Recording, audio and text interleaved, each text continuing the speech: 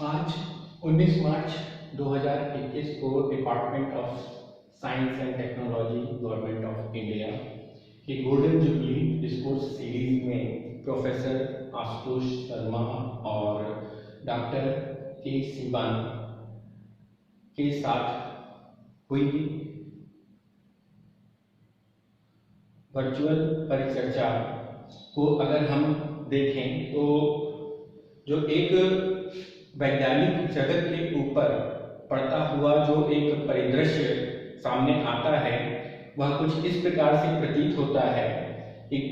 Global politics ruined scientific exploration potential bye limiting human decision making using machine made future in वर्तमान present, जो कि after 2020 era है। इसके संदर्भ में इसको हम बहुत ही सटीक पाते हैं। वैश्विक राजनीतिक महत्वाकांक्षाओं की नीतियों ने वैज्ञानिक जगत की एक्सप्लोरेशन की क्षमता को कितना सप्रेस किया है, इसको इस परिचर्चा में बड़ी ही सरलता से लिखा जा सकता है, जहां पर अपने अपने क्षेत्रों के विशिष्ट सम्मानित लोग विश्वविद्यालयों के छात्रों के उत्तर देते समय जो डेटा, वर्तमान का जो डेटा है उसके लिबरलाइजेशन और डेमोक्रेटाइजेशन की बात करते हुए स्वयं को इतना नियंत्रित करने का प्रयास करते हैं कि कहीं उनसे सुरक्षा से संबंधित कोई चूक ना हो जाए। यह डेटा, उनका कहना है कि यह डेटा लोगों को उपलब्ध होना चाहिए, लोग उसका यूज करें, लेकिन सुरक्षा का जो एक डर है वह कुछ इस प्रकार का डर है उस डेटा के यूज होने के क्रम में, जैसे कि कोई एस्टेरॉइड धरती से टकराने जा रहा है, या अगर वो आगे बढ़ करके बात करेंगे तो वह एस्टेरॉइड खुद उनके ऊपर गिर जाएगा। तो इस बात को यहाँ पर समझने की बहुत ही आवश्यकता है कि मानव ने अपने लिए ही अपनी उड़ान को, अपनी एक्सप्लोरेशन की उड़ान को कितना संयमित कर दिया है, कितना फ्रेमवर्क में, एक ऐसे फ्रेमवर्क में बांध दिया है जो अब उसको आगे बढ़ने से बिल्कुल रोक के रखा हुआ है। जलवायु के क्रम में बुद्धि को इस तरीके से बांधा गया है कि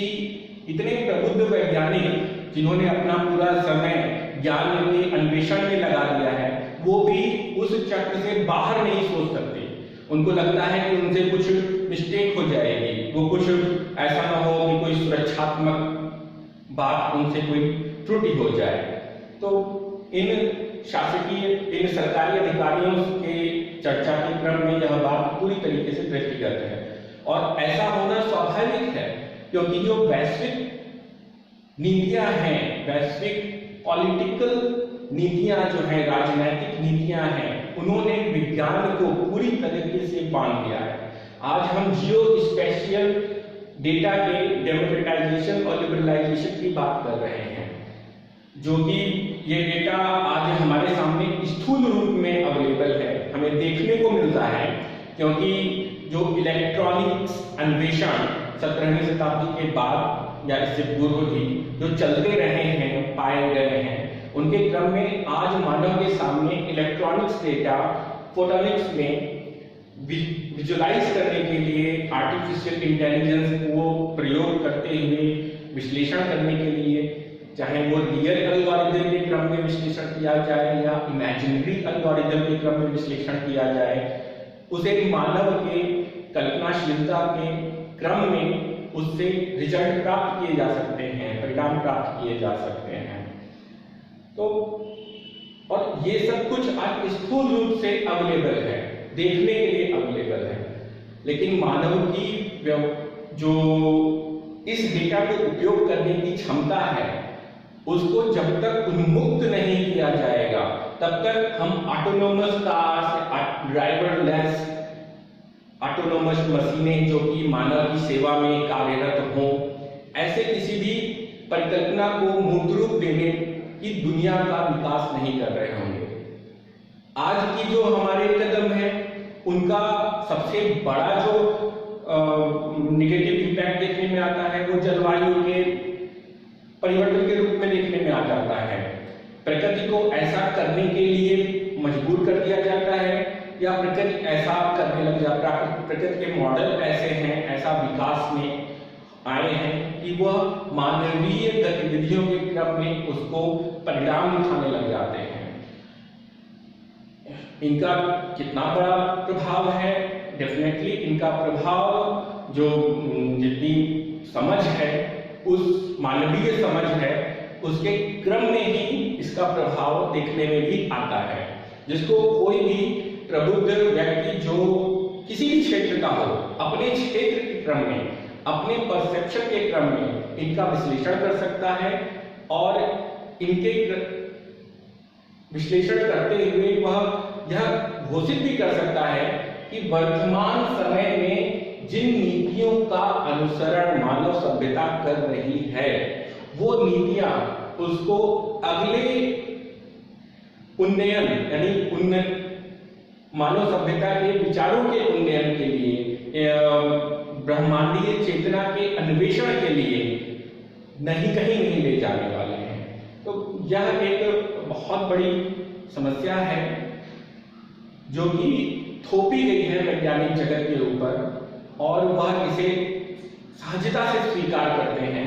कि उन्हें अपना काम इसी क्रम में, इसी मर्यादा में रह के करना है। और यह मर्यादा आज इतना विकराल स्वरूप ले चुकी है कि इसको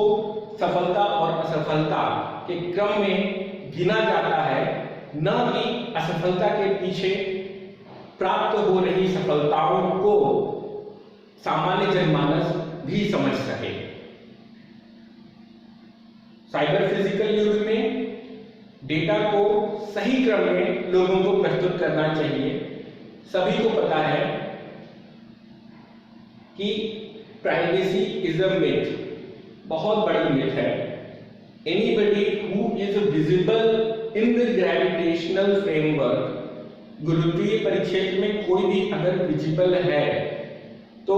उसके द्वारा किए जा रहे क्रियाकलाप सार्वभौमिक चेतना में अंकित होंगे और उनको कभी भी रिट्रीव किया जा सकता है, कभी भी प्राप्त किया जा सकता है कालखंड में समान चेतना द्वारा, या असमान चेतना भी है तो वह भी उनको विभिन्न माध्यमों से, विभिन्न प्रयोगों से, विभिन्न तौर तरीकों से प्राप्त कर सकती है, समझ सकती है। तो यह एक गंभीर विषय है जिसे आम जन तक सामान्य भाषा में पहुंचाने की आवश्यकता है कि जो शासकीय तंत्र हैं वो अपनी जिम्मेदारी सही तरीके से समझें और ऐसे प्रबुद्ध व्यक्तियों को किसी सांचे में ढलने से बचाएं, उनके पंखों को न अवरुद्ध करें, उनके पंखों को नई ताकत दें या उनको लिबरेट करें। जिस तरीके से डेटा लिबरेशन की बात हो रही है, जियो स्पेशियल डेटा लिबरेशन की बात हो रही है और उसके जो फायदे यहाँ पे बताए जा रहे हैं, उन फायदों को सामान्य मानव भी अपने हित में स्वीकार करें, यही बात मैं रखना चाहता हूँ। धन्यवाद।